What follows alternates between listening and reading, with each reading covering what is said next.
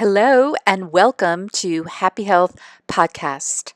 My name is Rita Rivera, and today on our episode, you're going to meet me and hear a little bit about my journey to creating the Happy Health Podcast. Hello, everyone. Rita Rivera here, and thank you so much for visiting happyhealthpodcast.com. And I just wanted to take this opportunity to say a little bit about myself and about Happy Health Podcast.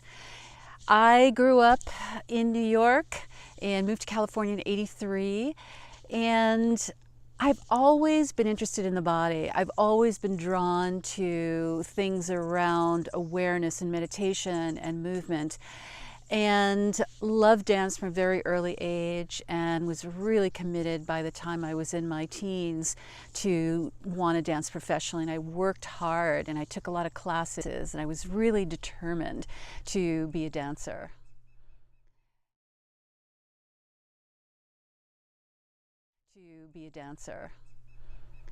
And somewhere along the way, I had an experience that really impacted me, and in some ways I think really changed the course of my life. And it happened one afternoon where all of a sudden I began to see auras around people, and not a faint color, but neon auras around people. And it took me by surprise. It stopped me in my tracks, and I was like, wow, what is that? What am I seeing? And it lasted for most of the day, and it was interesting that I could tell when people were upset by what was going on in their aura and when they were calm and more serene. So that led me on a journey to, what does this mean? How can I get information about this? Why is this happening to me? And it put me on a path of looking at a lot of alternative modalities around the body. And I will say that that lasted for several hours, and it really hasn't come back in quite that intensity, but I guess it did its job because it did create a trajectory for me in terms of moving forward in my life. So along with my dance career, I've always dabbled in the healing arts, and there have been some extraordinary teachers that I've studied with and read many books. And dance has always been really the pulling force. And then in my early 20s, I took an Alexander Technique class. And again, an experience that really, in a way, changed the course of my life, because it had such an impact on me and what I discovered about my body and the way I used myself, that I immediately wanted to learn more, and I wanted to understand what this Alexander Technique was all about.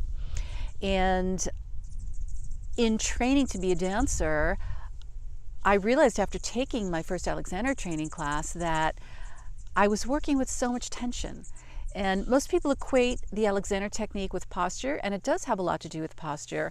However, for me, my posture was fine, but I had a lot of underlying stress patterns in the way I worked and the way I trained to become a dancer. After my first class, I realized that I wanted to change and shift my work habits, and studied the Alexander Technique for quite a while. And I do have to say that it completely changed the way I trained. It completely changed the way I moved, and I found a different kind of joy inside in movement, because I was working with a lot less tension.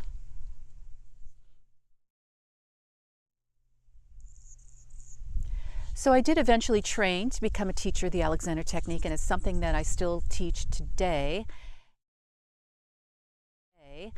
And I've also explored many other modalities, because one of the things that I have found is that not every modality is going to work for each person. And sometimes it's just the timing. And oftentimes a combination of things are very, very powerful on the journey for healing, which you'll see from some of my amazing guests that will be on happyhealthpodcast.com. And along my journey, I've also had to deal with some back issues. And how do I really heal? How do I self-empower to really heal my back. Now, everyone's journey is completely different, and for me, I had a lot of success with a lot of different modalities, from chiropractic to working with a rolfer to other modalities that I tried for my back, and everything actually did help a little bit until I started to apply my Qigong training, and that's where I got the greatest impact in terms of healing my back.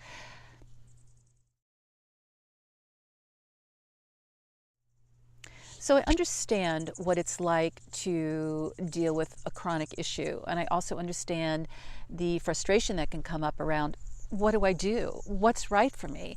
And you just have to be open and to try different things. And I had an insight that I wanted to create the Happy Health podcast to be able to share all of the modalities that are available to us, some that are even new for me as I go online and start researching some alternative modalities.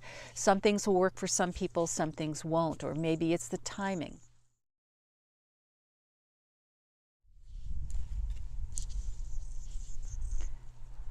So my hope with the Happy Health podcast is to just give you an opportunity to learn about and potentially explore a lot of modalities that can support you on your healing and wellness journey. And along with that, I'm so thrilled to be doing interviews with men and women who are in their 60s and 70s and 80s and beyond, that have inspiring stories and are still vital and embrace life fully, even in those quote-unquote golden years. So thanks again for stopping by, and I'd love to hear from you. Please feel free to sign our mailing list as a subscriber and drop me a line if you'd like to share your own story or your own journey. Thank you.